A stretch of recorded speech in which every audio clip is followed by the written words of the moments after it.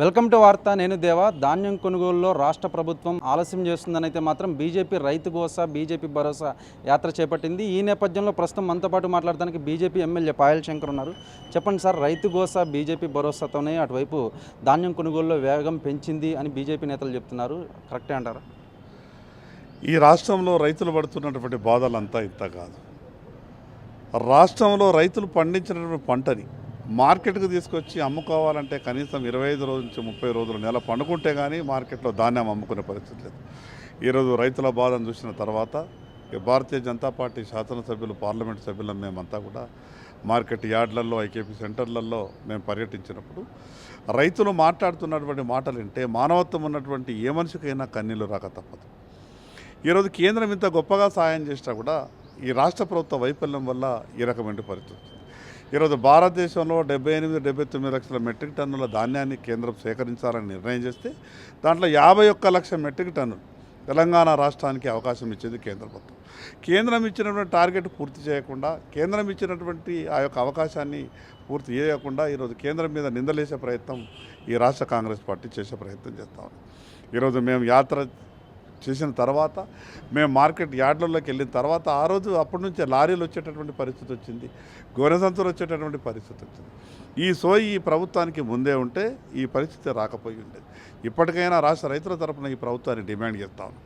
Bharatiya Janata party మీద, నరేంద్ర మోడీ గారి మీద, కేంద్ర ప్రభుత్వం మీద విమర్శలు మాని ఈరోజు గ్రౌండ్ రియాలిటీని అర్థం చేసుకొని ఇక్కడ రివ్యూస్ పెట్టుకొని వారం 10 రోజుల లోపల వ్యవసాయ పనులు మొదలవుతాయి. రైతు ఎప్పుడు తన చేనులోకి వెళ్ళాలి, ఎప్పుడు వ్యవసాయం చేయాలి. అందుకే విమర్శలు మాని ముందు రైతులకు చేయాల్సిన కార్యక్రమాలు చేయాలి. అదేవిధంగా ఈ రాష్ట్ర ప్రభుత్వం బాధ్యతతో వ్యవహారం చేయాలి. వ్యవసాయం అనేది రాష్ట్రానికి సంబంధించిన అంశం.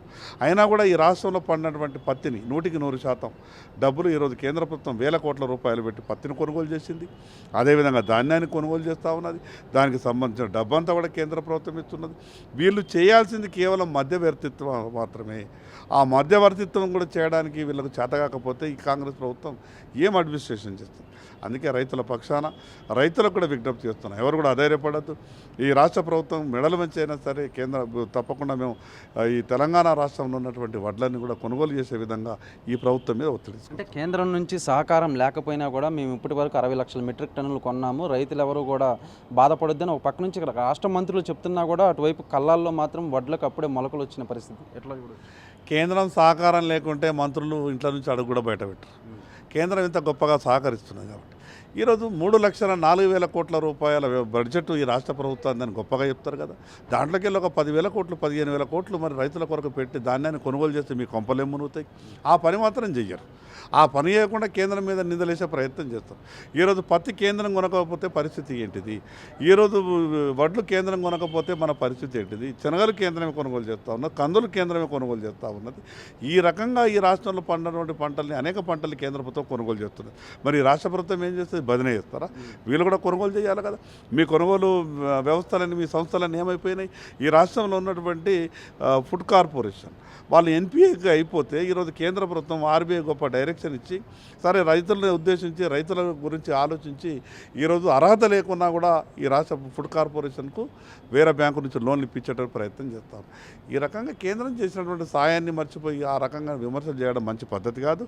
విమర్శలు మాని రైతులు పడుతున్నటువంటి బాధల్ని ఈ రాష్ట్ర ప్రభుత్వం దూరం చేయాలి. అంటే తెలంగాణ పట్ల బీజేపీకి, మోడీకి చిత్తశుద్ధి లేదు. అందుకే మోడీ తెలంగాణ పర్యటనకు వచ్చిన 10 రోజుల్లోనే 4 సార్లు పెట్రోల్ రేట్లు పెంచి దాదాపు 115 రూపాయల దాకా వచ్చింది లీటర్ పెట్రోల్ అని చెప్తున్నారు. బుద్ధి ఉన్నోడు ఎవడు కూడా ఈ మాట మాట్లాడు.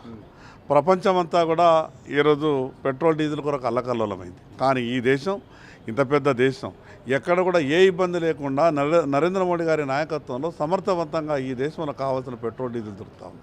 ప్రపంచంలో యుద్ధం జరుగుతున్నది, అనేక దేశాలలో మార్పులు వస్తూ ఉన్నాయి. పక్కన ఉన్నటువంటి వేరే దేశాలకు ఒకసారి వయేస్తే ఈ రాష్ట్ర మంత్రులకు అర్థమవుతుంది ఎక్కడ ఏం జరుగుతూ ఉన్నది. కాబట్టి 73 లక్షల మెట్రిక్ టన్నులు కేంద్రం ఈరోజు ధాన్యం సేకరణ దేశం మొత్తం మీద చేస్తే ఈ తెలంగాణ రాష్ట్రానికి 51 లక్షల మెట్రిక్ టన్నుల అవకాశం ఇచ్చారు. అంటే కేంద్రం ఎంత గొప్పగా ఈ తెలంగాణ రాష్ట్రానికి సాయం చేస్తున్నదో ఆ లెక్కనే అర్థమైంది. కాబట్టి అవగాహన లేనటువంటి మంత్రులు మాట్లాడేటప్పుడు కొంత లెక్కల పత్రాలు తీసుకొని మాట్లాడితే బాగుంటుంది. చూశారు కదా, మొత్తం మీద కనుక మనం చూసుకున్నట్లయితే ప్రధానమంత్రి మోడీకి అయితేనేమి, బీజేపీకి అయితేనేమి తెలంగాణ రాష్ట్రం పట్ల చిత్తశుద్ధి ఉంది కాబట్టే తెలంగాణకు అటువైపు పెట్రోల్ డీజిల్ రేట్లకు సంబంధించి అయితేనేమి, ధాన్యం కొనుగోలుకు సంబంధించి అయితేనేమి కేంద్ర ప్రభుత్వం పూర్తి సహకారం అందిస్తుందని అయితే మాత్రం ఎమ్మెల్యే పాయల్ శంకర్ చెప్పుకొచ్చారు. కార్తీక్తో దేవ వార్త, హైదరాబాద్.